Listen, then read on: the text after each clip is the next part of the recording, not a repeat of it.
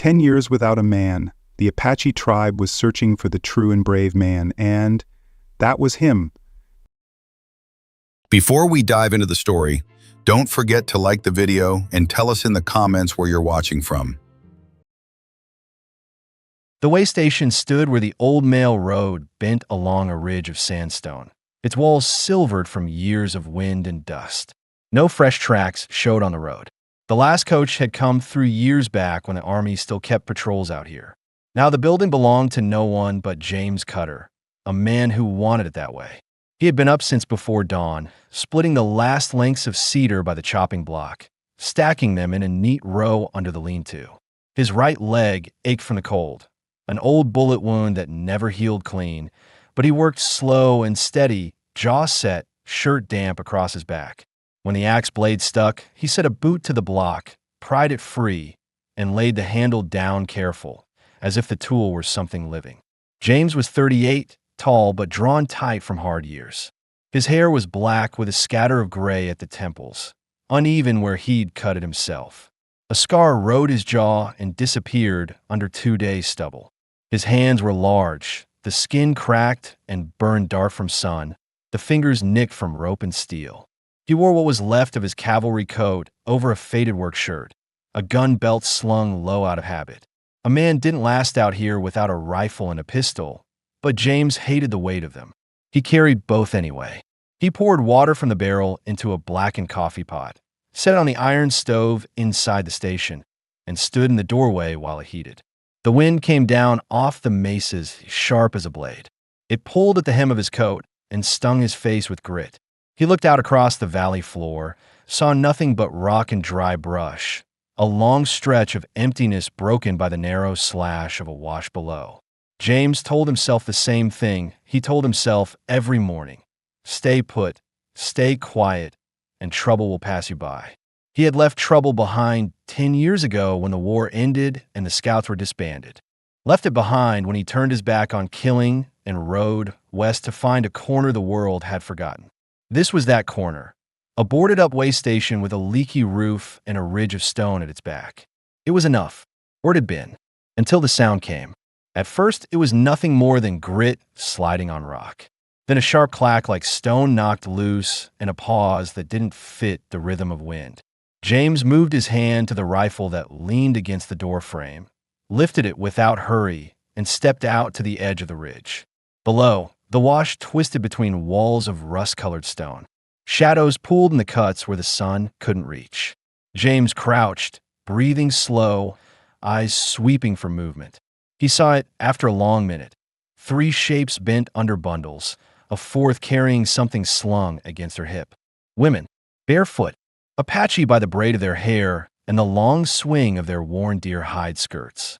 The smallest figure on the rear was young and straight-backed, a turquoise pendant at her throat catching light when the wind pushed her braid over her shoulder. James stayed still, the rifle balanced across his knees. He watched them move, slow, careful, as if expecting harm from any shadow. They were thin, but not broken.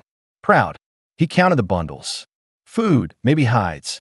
People carrying their lives in strips of sinew and cloth. He felt a tightness in his chest he hadn't felt in years. He knew what it meant for them to be here. How far they must have come, what they must have lost. They saw him then. All 4 froze mid-step.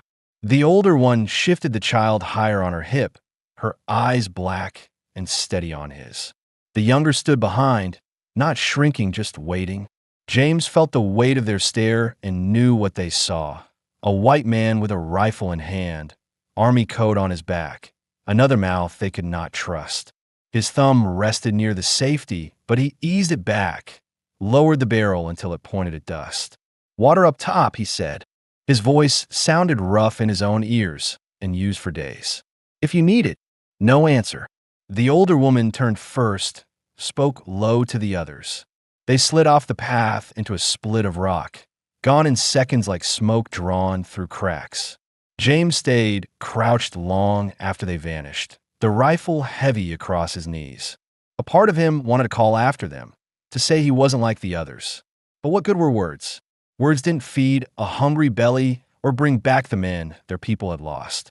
He let the silence close in again, though it didn't feel the same as before. When he stood, his knee throbbed hard enough to make his jaw clench. He limped back to the doorway, leaned the rifle against the frame, and poured the coffee. The bitter smell filled the single room as he sat on the edge of the step and drank, eyes fixed on the cut in the rock where they'd disappeared. He told himself they were gone and would not return. Told himself it was better that way. But deep down, he knew the land didn't give anyone the luxury of staying separate for long. Not out here. The wind held a dry edge the next morning, rolling down from the mesas with a sharp hiss through the cedar brush. James Cutter woke before the sun, the old habit still rooted deep. He boiled coffee on the black stove and ate what was left of yesterday's biscuit, chewing slow while the sky in the east went from iron gray to a dull gold. Nothing moved beyond the ridge, except a thin line of smoke lifting from somewhere far south. He stepped out to check the snares he'd set the evening before, rifle slung under one arm, the limp worse today from the cold biting through the scar at his leg. Every sound felt louder than it should. The crunch of his boots on gravel, the low clink of the rifle sling, because his mind kept circling back to what he'd seen yesterday. For women crossing the wash, thin as fence rails, carrying more weight than their backs should bear. He had tried to put out of his head. Failed. Questions had crawled in during the night. Why were they moving in open ground? Where was their camp? And if they were near, who else was near? When he bent to lift a sprung snare and found it empty, a sharp metallic ring carried up from the canyon, faint but real. A bell. Not his. James froze, breath misting in the cold, every muscle going tight. The only bells out here were the ones tied to horses or the warning tins he had strung on brush at the lower pass months ago. Someone had touched one. He left the snare hanging and moved fast down the wash trail, boots skidding on loose shale, the pain in his knee biting hard, but he pushed through it. At the edge of a low cut, he dropped flat and slid to a spot where he could see the bend of the canyon mouth. Tracks cut deep in the dust there, fresh, sharp-edged, heavy boots with heel plates. 5, maybe 6 sets. And farther in, by the split in the rock, he saw the first horse. Then 2 more. Men. They were dismounted, voices carrying in short bursts. James listened hard. Every word a weight. Talk of moving them quick, of splitting the load, of cash easy if they don't fight. He didn't need the rest. The women he'd seen yesterday weren't the only ones out here. Maybe there was a whole camp tucked in that canyon, hiding from every raid, every lawman who thought he could trade people like freight. James pulled back slow, jaw locked so tight it hurt. He could leave. It wasn't his fight. He had told himself that same thing 100 times before, and most days it was true.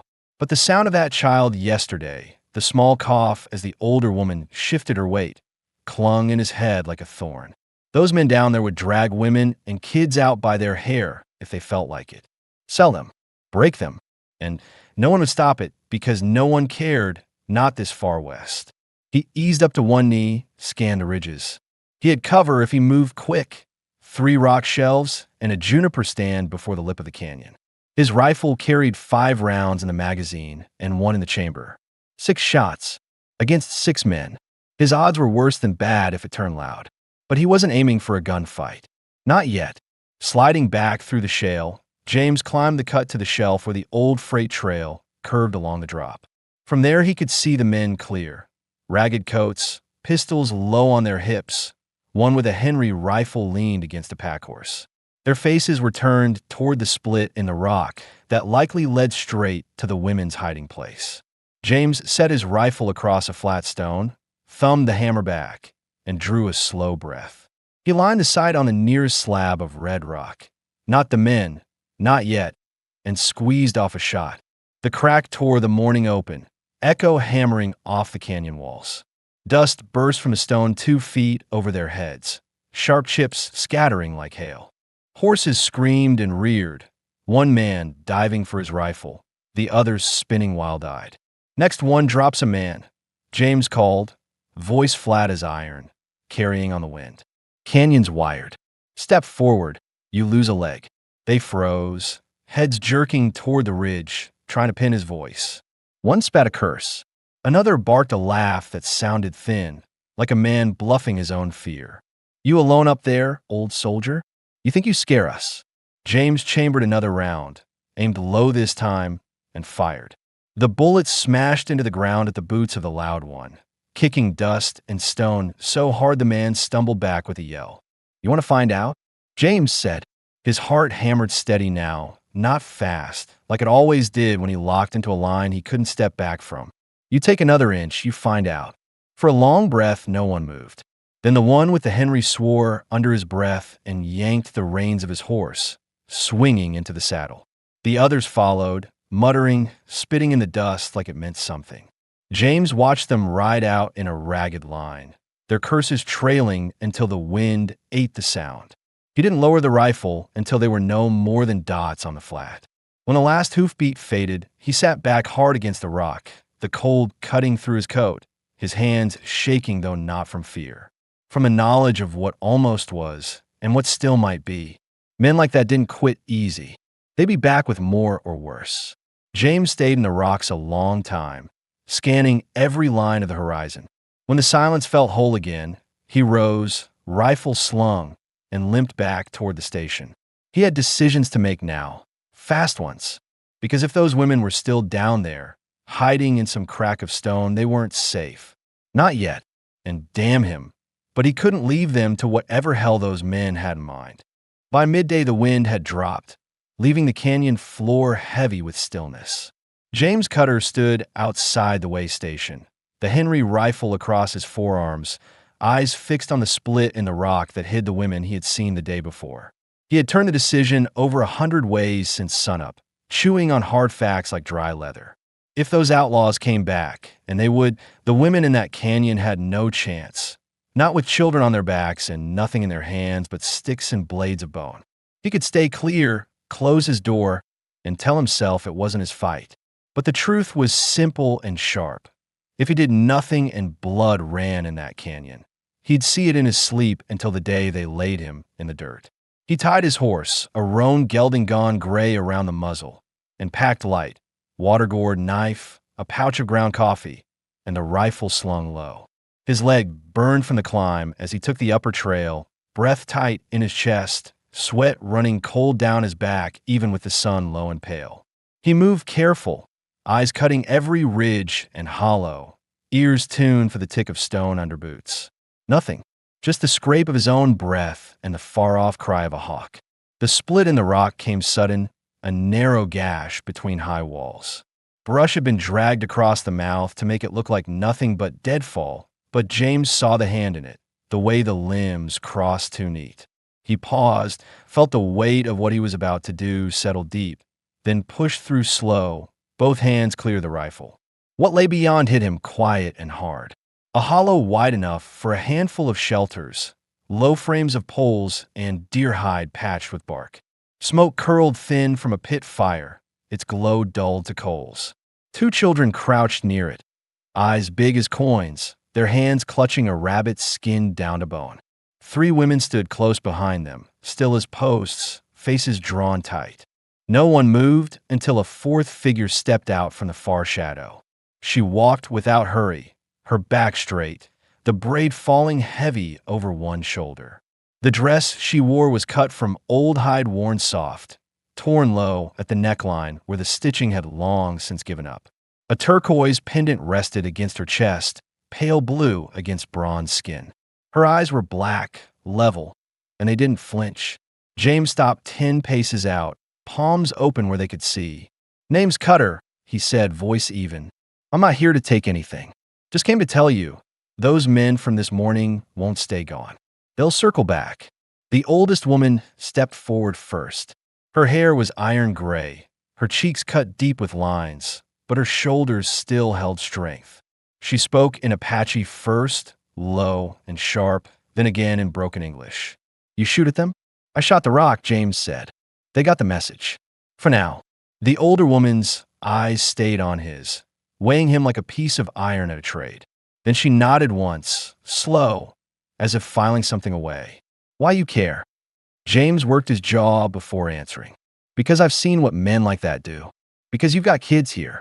He let his gaze shift to the small boy clinging to her skirt, then back to her face.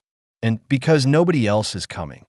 The younger one, the one with the braid, spoke then, her voice softer than he expected, but carrying a kind of edge that cut through the quiet.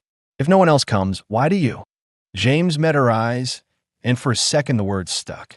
He could have told her the truth, that he was tired of burying faces he saw too late to save, that every bad thing he'd turned away from had carved another hollow in him. But he just said, "Because I can." The old woman studied him a moment longer, then motioned with her chin. "Sit." He lowered himself by the fire, the warmth creeping into his knees. The children kept their eyes locked on him, wide and dark, their thin arms hugging the rabbit close like it might vanish. James slid the pouch of coffee from his belt and set on the ground between them. "For the pot," he said. No one reached for it, but the old woman's gaze flicked down to it and back up. The younger one, Ahiona, he would learn later, knelt by the fire, her hands moving quick and sure as she split the rabbit and laid the meat on a flat rock near the coals. When she leaned forward, the torn neckline of her dress fell loose, and James dragged his eyes away hard enough to feel the strain in his neck. He busied himself checking the rifle, running a cloth along the barrel like it mattered. He felt their eyes on him while he worked, measuring the set of his shoulders, the angle of his hands. He knew what they were asking without words. Is this man danger or defense? When the meat began to hiss, the old woman spoke again. "Men come back, you fight them." James looked up steady. "If they come back, I stop them." A pause stretched out, the only sound the pop of sap in the fire and the low rush of wind over the canyon rim. Then the old woman gave a single nod. Not trust, not yet, but something close enough to let him stay sitting. James sat there in the smoke glow, the heat working into his palms, and felt the weight of the choice settle deeper. He wasn't leaving this hollow. Not tonight, maybe not ever.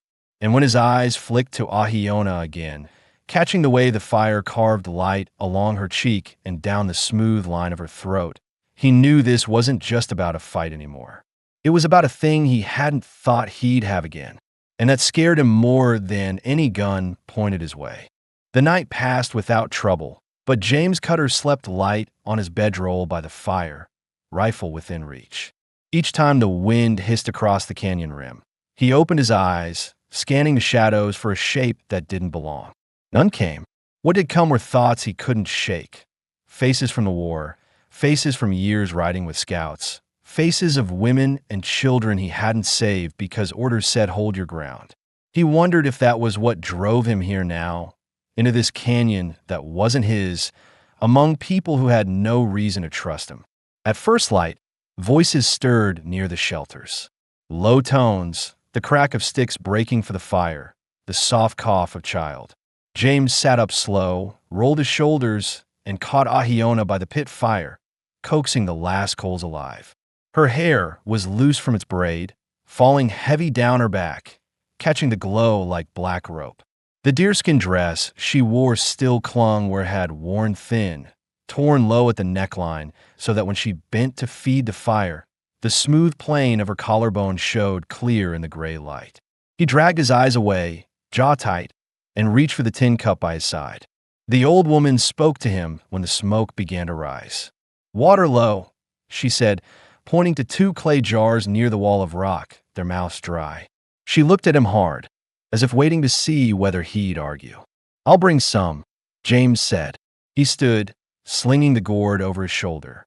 When he reached for the second jar, a smaller pair of hands gripped it first. "Ahiona." She lifted the weight without strain, her dark eyes fixed on his, calm but measuring. "Pool is half-mile," she said. Her voice carried that soft edge again, the kind that didn't beg and didn't bend. James nodded once. "Then we'd better go." They left the camp together, moving along the narrow canyon path where the walls pressed close. Brush rasped against his coat, the smell of damp earth rising under the morning chill. The trail dipped and twisted, forcing them into tight spaces where their shoulders brushed, her arm grazing his sleeve. Every time it happened, he felt the warmth through the worn fabric like a spark. He kept his eyes forward, but his body knew every line of hers, the curve of her hip when she shifted the jar, the way her breath hitched only when the rocks scraped her bare shin. Halfway down, she stopped and turned to him. "Why you stay?" she asked. No softness now. A blade of a question. James drew a breath that felt heavier than it should. Because I'll come back, he said. And because you don't have rifles. You don't have. He cut himself short. Men, she finished for him. Her mouth barely moved, but her eyes held his, steady as stone. James worked his jaw. That's not what I meant. She looked at him another beat, then shifted the jar higher on her hip and started walking. He followed. The silence between them stretched tight. When they reached the pool, the water lay still and black under an overhang of stone, thin reeds trailing in the breeze. Ahiona crouched first, dipping the jar until it filled with a hollow gurgle. When she bent, the neckline of her dress fell wide, the firelight memory now alive in the clear day, and James turned away hard, staring at the ripples breaking across the surface. He told himself to keep his head, to keep this simple, water, then back to camp, but his pulse didn't listen. When it was his turn, he knelt, boots sinking in the damp clay. The weight of her gaze pressed on him, though she said nothing. He could feel it, felt it like a hand between his shoulders. He filled the gourd slow, his scarred knuckles pale in the cold water. On the climb back, the path narrowed more, forcing them into a gap so tight their bodies slid close, his chest brushing her shoulder. The jar tilted in her hands, and he reached without thinking, steadying it with one big palm over hers. Her skin was warm, the bones of her hand fine under his rough grip. For a long second, neither moved. Her eyes met his dark, unblinking, and his breath caught before he eased back, letting go like it burned. They walked the rest of the way in silence, but the air between them felt different, charged alive. When they came into the hollow, the old woman's eyes flicked from Ahiona to James, sharp as a hawk's. She said nothing, just took the jar and poured it into the clay cistern. James set the gourd down and stepped back, every muscle tight as a pulled rope. That night, while the camp ate, James sat by the fire with his rifle across his knees, watching the canyon mouth. But his mind kept circling the same point, the feel of her hand under his, the way she hadn't pulled away. He told himself it meant nothing. He knew better. The wind came down softer that morning, warm with a hint of dust from the flats. James Cutter rose from his bedroll before the sun cleared the canyon rim. The fire burned down to pale ash. He stretched the stiffness from his back and checked the rifle laid across his blanket. The metal felt cool against his palm, the weight steady. He hoped it wouldn't need to speak today. The camp was already stirring. A thin line of smoke curled from the pit, and two boys crouched near a tangle of saplings, fumbling with snare wire. James watched them a moment, then stepped closer. Both boys froze, eyes flicking to his belt as if expecting trouble. He crouched without a word, took the wire from the older one, and twisted it into a clean loop with a short tail. Then he held it out so they could see the angle, the twist. Not tight, he said, his voice calm low. Let's slip easy. Rabbit fights hard when it feels a bite. The older boy's brow furrowed, but his hands copied the motion. James gave a short nod, then set the snare at the brush edge where fresh tracks marked the dust. By the time he stood, the younger boy was grinning faint, his fear cracked at the edges.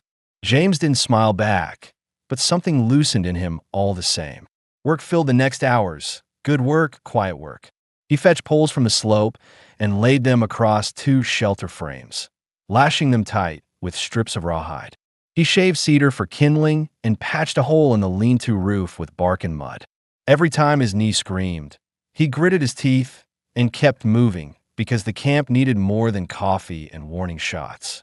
Ahiona moved through it all like a shadow that carried light.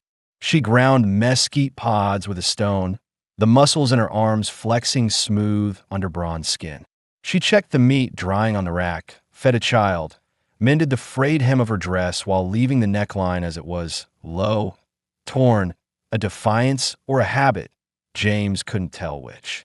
Once, when he passed her near the fire, her braid brushed his sleeve. He felt it like a brand. Near midday, she came to him without a word and held out something small, a strip of leather threaded with blue beads. It glinted soft in the sun, worn but whole. James looked at it, then at her, searching for meaning. "For your wrist," she said. Her voice carried no heat, no tease, just fact. He took it slow, the pads of his fingers grazing hers as he looped it once, twice, and tied it snug. The beads were cool against his skin, lighter than they looked, but the weight of the gesture settled heavy. "Thank you," he said, the words rougher than they should have been.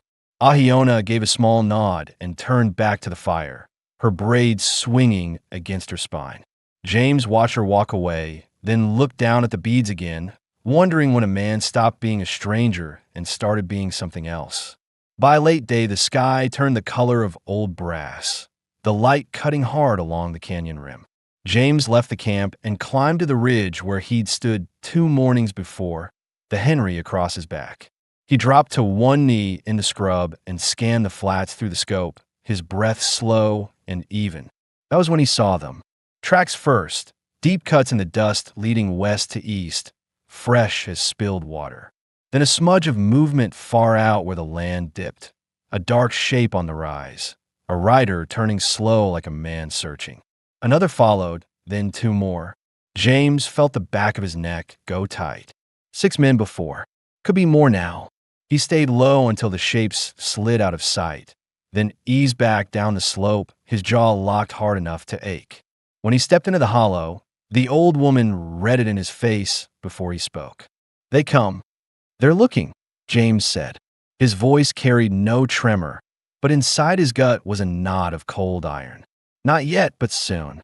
Ahiona stood behind the old woman, the firelight catching in her eyes. For the first time, James thought he saw something there that wasn't mistrust. It wasn't fear either. It was the quiet, steady knowledge that when the time came, he'd stand. And for reasons he didn't want to put into words, that mattered more than anything. By nightfall, the canyon burned low with the red glow of the fire, smoke twisting into the dark above the rock walls. James Cutter sat cross-legged near the edge of the circle, his rifle laid across his knees. His eyes kept drifting to the canyon mouth, to the strip of shadow that led to open ground, to the tracks he'd seen hours before. Every part of him was wired tight, ears tuned for hoofbeats, hands ready to move, but the only sounds were the crack of wood and the soft voices of women speaking Apache near the shelters. He felt their eyes now and then, weighing him the way a man weighs the sky for storm signs.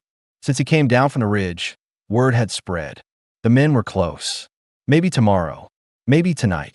He had seen this kind of fear before, the kind that stayed quiet because noise wastes breath.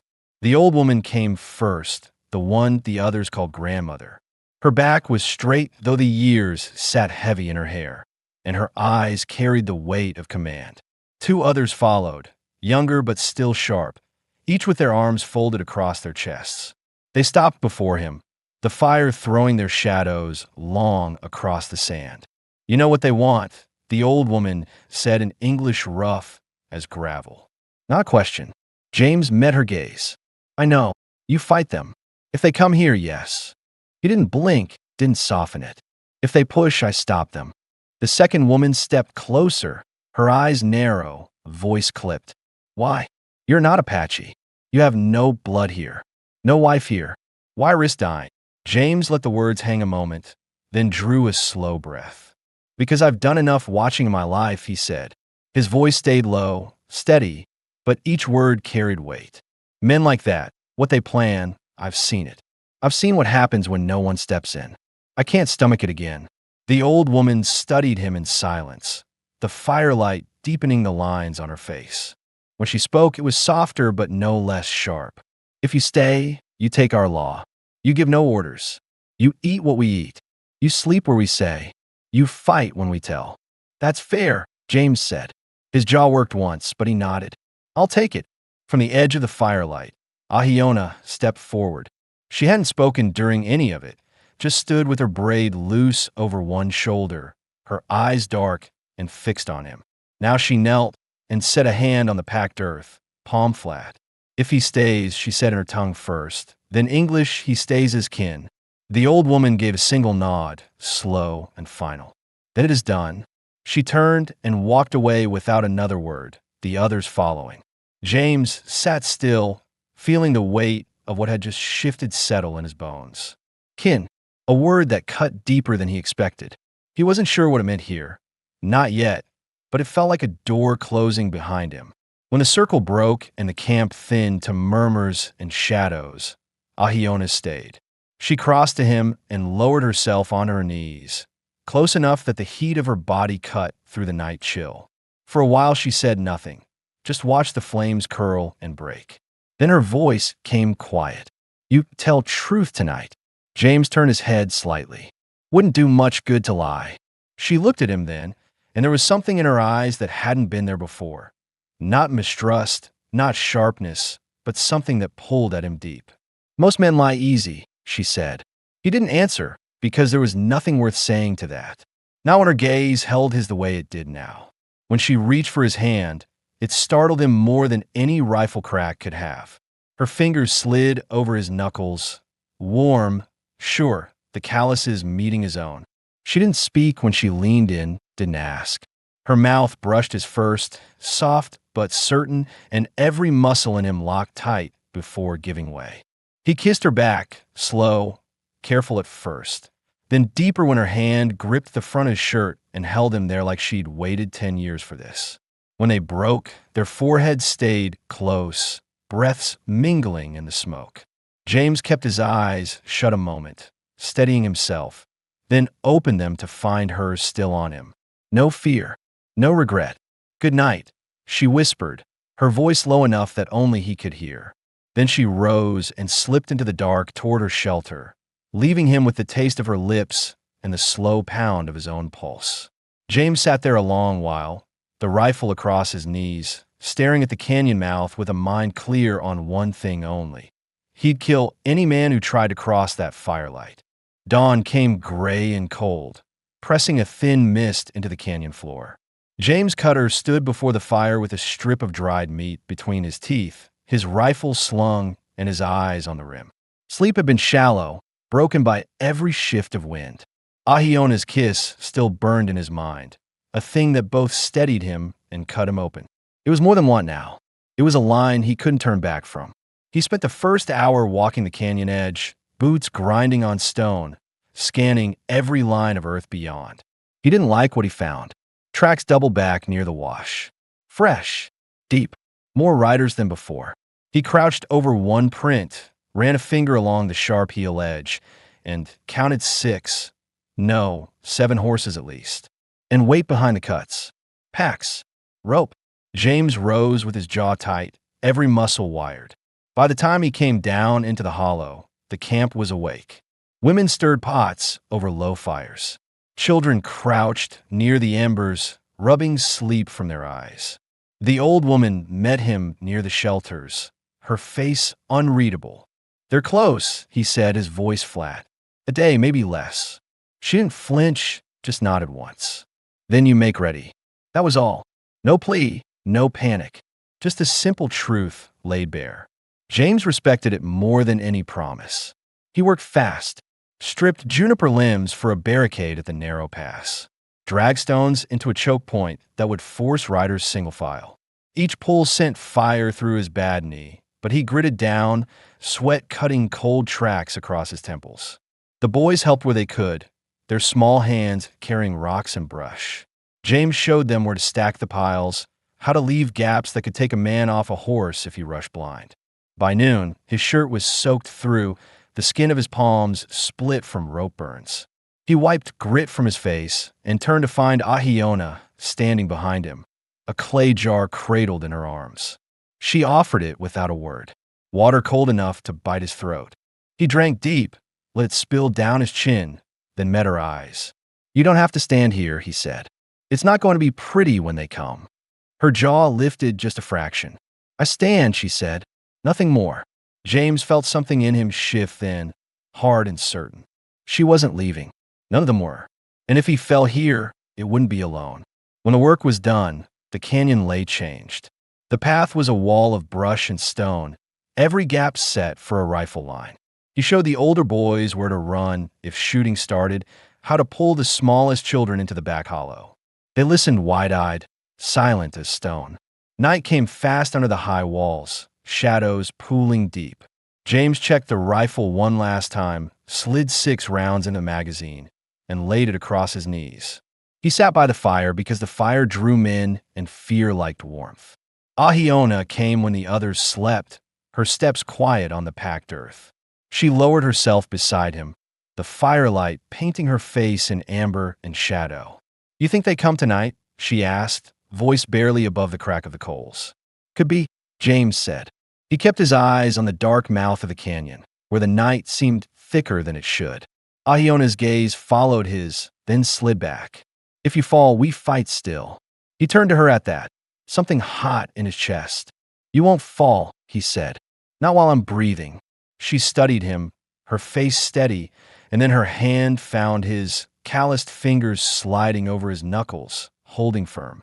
For a long moment, neither spoke. The fire popped, sending sparks into the black, and the quiet between them carried more weight than any vow. When she leaned in, it wasn't quick, wasn't soft. Her lips met his like a question she already knew the answer to, and his hand rose to her jaw, rough thumb brushing the line of her cheek. The kiss deepened slow, pulling heat from places he thought had gone cold for good. When they broke, she stayed close, her breath warm against his skin. "Stay alive," she whispered. "I plan to," he said, though his voice was low, tight because plans didn't mean a damn thing when lead started flying. She left him then, slipping into the dark where the shelters lay. James watched her go, then turned back to the canyon mouth, the weight of the rifle solid in his hands. The wind had stilled, too still, and every instinct in him screamed the same truth. The fight wasn't days away anymore. It was coming with the next sound of hoofbeats. And when it came, he'd meet it head on. The first sound came just before dawn, a single crack of stone rolling down the canyon wall. James Cutter's eyes opened to blackness, his body already moving before thought caught up. He pushed up from the bedroll, cold air cutting his lungs, and reached for the Henry rifle. The fire was down to embers, the camp a hush of shadow and breath. He didn't call out. Noise would waste time. He moved to the barricade he'd built the day before, boots grinding on the packed earth, every muscle taut as wire. The pass beyond the brush lay in darkness, but the air felt wrong, too heavy. Then he heard it, the soft thud of hooves on dirt, muffled voices carrying low. He counted 3, then 5, then more. 7 at least, same as yesterday's tracks. Maybe more now. James sank to a knee behind the stone wall, thumbed the hammer back, and eased a breath through his teeth.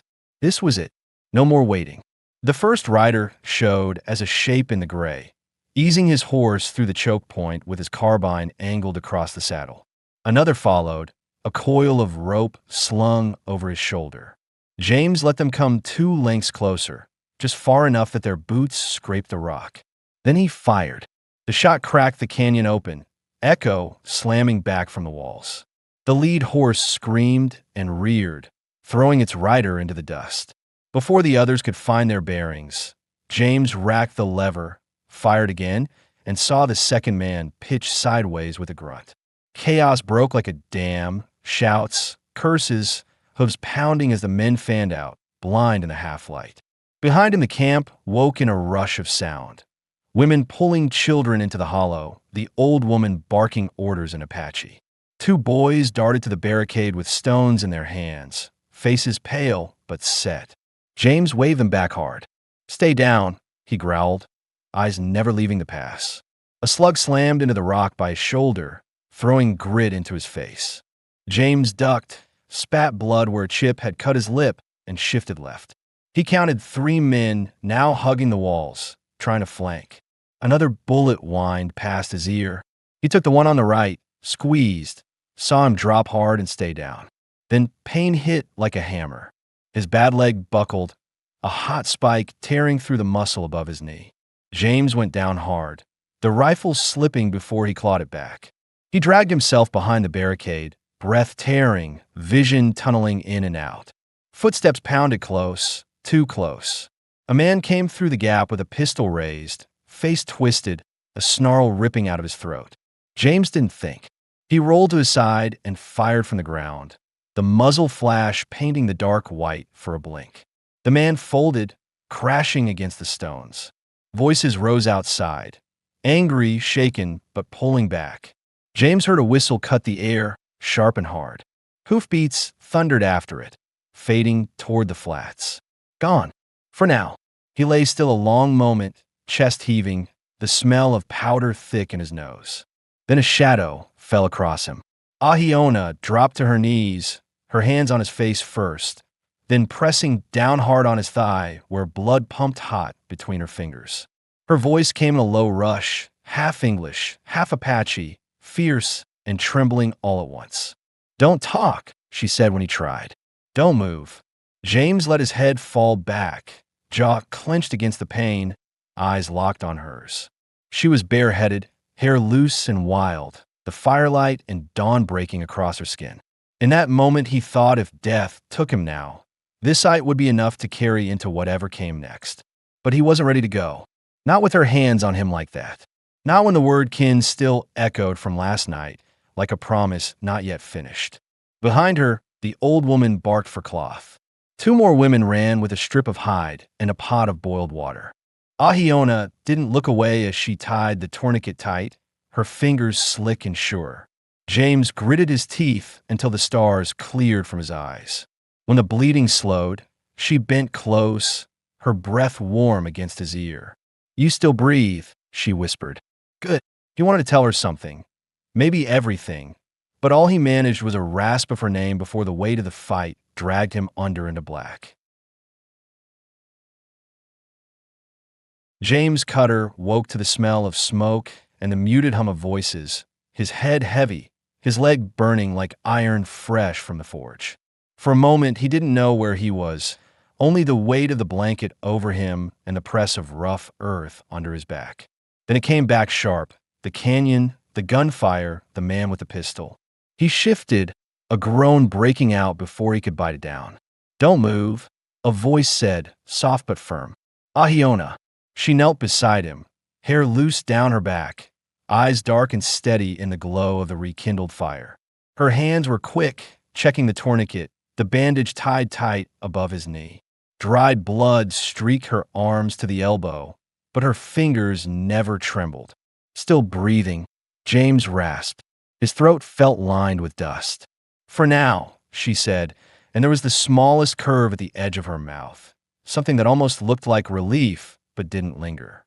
He pushed up on one elbow, sweat breaking cold across his neck. "The men, gone," she said. "Two dead." The rest ran east. Her eyes flicked toward the canyon mouth. "They won't come back." James let out a slow breath, every rib aching. "Good." His gaze found hers again, and for a long moment neither spoke. The weight of what almost was hung between them like smoke.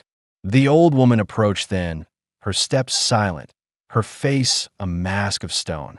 She crouched low, studying James with a look that held both judgment and something else, something he couldn't name. When she spoke, her words were plain. "You fight when you could run. You bleed for us. Now you stay." James nodded once, jaw tight. "I'll stay." The old woman gave a single nod, sharp as the crack of a stick, then turned away without ceremony.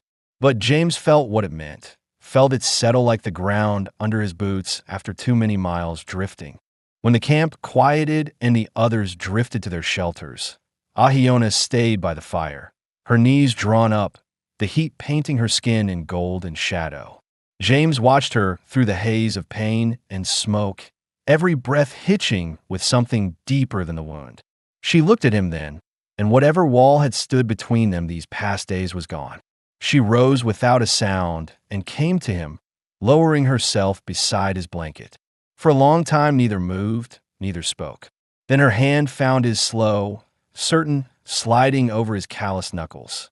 His breath shook when she leaned close, her forehead resting against his, her hair falling around them like a curtain that shut the world out. "I thought you'd die," she whispered. "Not yet," he said, voice raw. "Not with you here." Her lips brushed his then, soft at first, then deeper when his arm pulled her in, rough fingers tangling in the silk of her braid. The kiss carried the weight of every silent moment between them, every glance, every brush of hands. And when it broke, she stayed against his chest, her breath warm through the torn fabric of his shirt.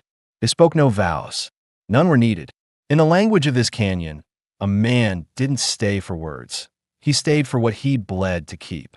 By dawn, the sky above the rim burned pale and clean. The canyon smelled of smoke and earth, but the weight of fear had broken. James sat propped against the rock, Ahiona beside him, her fingers laced with his as the first light spilled across the shelters. Children laughed somewhere near the fire, a sound sharp and bright against the hush.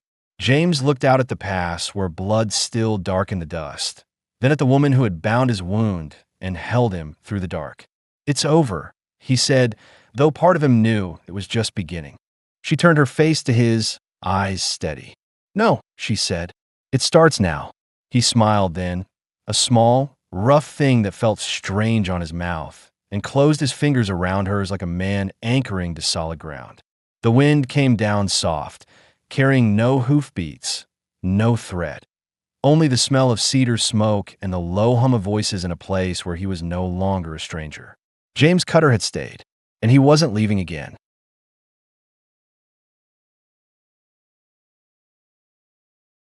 And that's it for today's video.